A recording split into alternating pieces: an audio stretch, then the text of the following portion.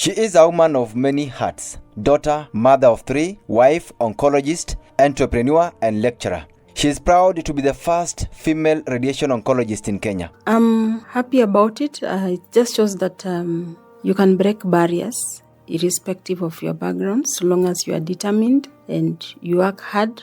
This is the story of Dr. Catherine Nyongesa-Watta.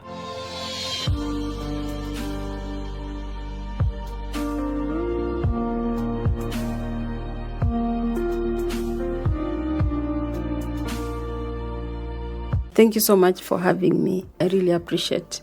Dr. Watta is the eldest child in the family of 10. Her parents were teenagers when she was born. Her mother was 13. This, she says, represents the triple threat challenge that Kenya faces today. My mother went through a lot. She dropped out of school, so she could not continue her education because of the teenage pregnancy. She could not get a job. She gave birth to 10 children. So I'm like the first now having to shoulder all these children. She underwent a lot of gender-based violence, and every time she told me, I wish if I had an opportunity, I would go back to school. I would have a job. I'll not go through these things that I'm going through, physically and verbally abused. She could run away, disappear from the home, but she kept on coming back. Sometimes we could follow her, but she just kept on returning to her marital home because she said, I have nowhere else to go.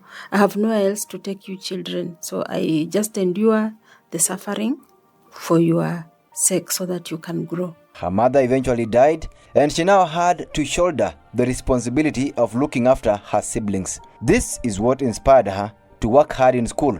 She was determined to break the curse of her mother not progressing in school. She finished her primary education and joined Misihu Girls in Bungoma County. She later joined the University of Nairobi, where she secured a scholarship to go study at the University of Witwatersrand in South Africa. As she was doing her undergraduate in medicine, cancer hit home.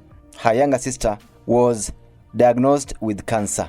While at the university doing my undergraduate in medicine, I had a sister who was suffering from cancer. And I realized this disease actually has hit home. So as a young medical student, I used to take care of her and said maybe once when I finish my undergraduate degree, I can do oncology. The pain of her sister is what pushed her to start Cancer Texas Center in the year 2010. Her aim was to be actively involved in bridging the existing cancer gap in Kenya. I saw patients, the pain and suffering they were going through, sometimes waiting for a long time before treatment or just lack of awareness in the community. And I saw there was a gap.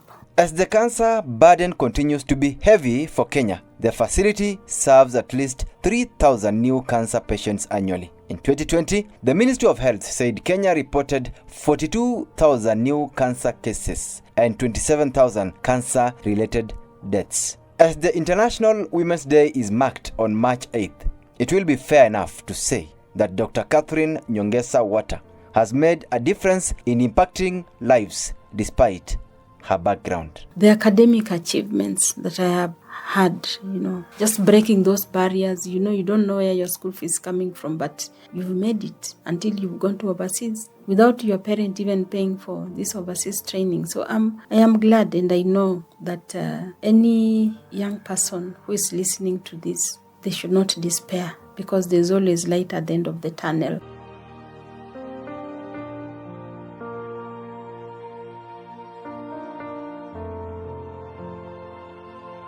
I'm Felix Asoha.